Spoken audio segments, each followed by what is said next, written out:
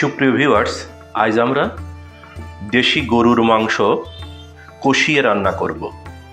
এই গরুর মাংস কষানোর জন্যে যে প্রণালী আমরা ব্যবহার করব সেটি কিন্তু অনেকেই আমরা জানি, কিন্তু যথাযথভাবে না জানলে বা না করতে পারলে সেই গরুর মাংস কষা কিন্তু স্বাদটা অনেকটাই কম থেকে যায়।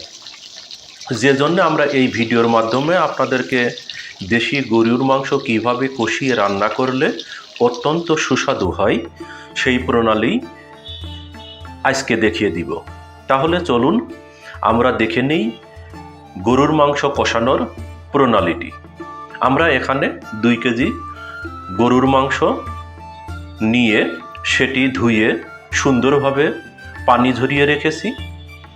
এখন আমরা এই কড়াইয়ে খাঁটি সরিষার তেল দিয়ে দিলাম। এরপর আমরা তেজপাতা, দারুচিনি, লবঙ্গ, এলাচ, জিরা দিয়ে দিলাম। আমরা ধীরে ধীরে অল্প আঁচে জাল দিচ্ছি। এর মধ্যে আমরা আদা বাটা দিয়ে দিলাম 2 টেবিল চামচ। আমরা এখানে রসুন বাটাও দিয়ে দিলাম 2 চামচ। এরপর আমরা পেঁয়াজ বাটা দিয়ে দিলাম 2 চামচ।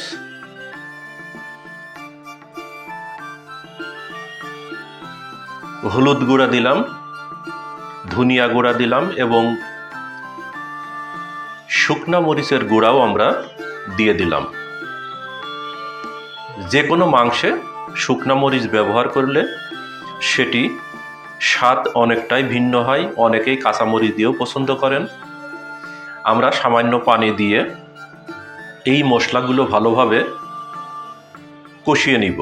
স্বাদমতো লবণ দিয়ে আমরা কষিয়ে নিলাম। দেখুন তেল উপরে চলে আসছে।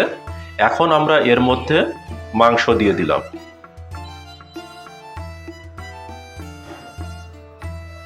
খুবই সুন্দর মাংস, অনেকটাই হাড় ছাড়া। আমরা বারবার নাড়তে থাকবো এবং অল্প আঁচে জাল দিতে থাকবো। খুব সহজ পদ্ধতিতে কিন্তু আমরা এই মাংস রান্না করে দেখাচ্ছি। গরুর মাংস রান্না করা অত্যন্ত সহজ, কিন্তু স্বাদে ভিন্নতা আনতে খুব সুন্দরভাবে যদি কষিয়ে রান্না করতে চান তাহলে খুব অল্প আঁচে জাল দিবেন।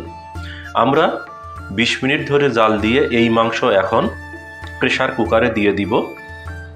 এতে করে সেদ্ধ এবং স্বাদেরও ভিন্নতা আসবে। আমরা প্রেসার কুকারের মধ্যে মাংসগুলো দিয়ে দিয়ে কয়েক টুকরা আলু দিলাম। এরপর ঢাকনা দিয়ে ঢেকে দিয়ে আমরা জাল দিয়েছি এবং 6 থেকে 7টি সিটি উঠা পর্যন্ত অপেক্ষা করেছি। আমাদের প্রেসার কুকারে রান্না কিন্তু হয়ে গেছে।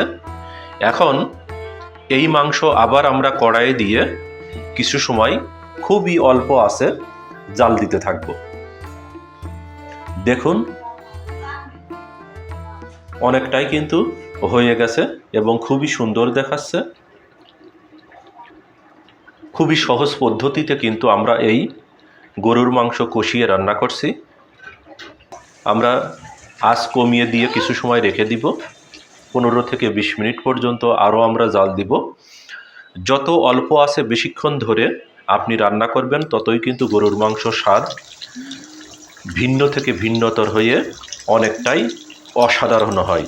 আমরা গুঁড়া মশলা সামান্য পরিমাণে দিলাম। এরপর কিছু সময় পরেই কিন্তু আমরা নামিয়ে ফেলব। দেখুন অসাধারণ লাগছে আমাদের এই গরুর মাংস কষা।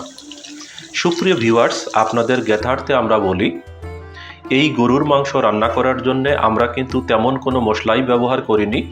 সচরাচর যে মশলাগুলো ব্যবহার করা হয় সেগুলো ব্যবহার করেই কিন্তু আমরা এই গরুর মাংস কষিয়ে রান্না করছি। এখানে আমরা নিয়েছি 2 কেজি গরুর মাংস, খাঁটি সরিষার তেল, তেজপাতা, দারুচিনি, লবঙ্গ, এলাচ, আদা বাটা, রসুন বাটা, পেঁয়াজ বাটা, হলুদ গুঁড়া, ধনিয়া গুঁড়া এবং শুকনা মরিচের গুঁড়া। এগুলো দিয়েই কিন্তু খুবই সহজ পদ্ধতিতে আমরা এই গরুর মাংস কষিয়ে রান্না করছি, ঝাল ভুনা করলাম।